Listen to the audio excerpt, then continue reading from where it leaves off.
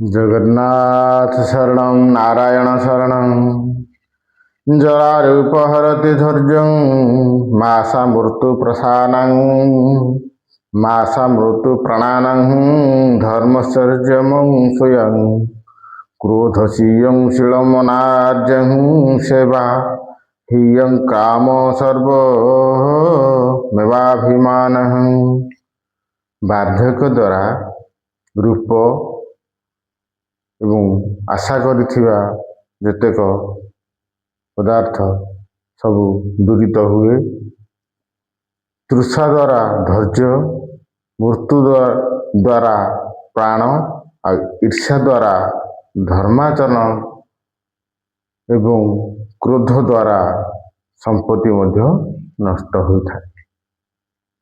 जरारूप हरति धैर्य, यही धैर्यर सहित आपण माने काम करंतु जे कि बेल थाउ थाउ बंध बांधु से जगन्नाथ शरणं नारायण शरणं।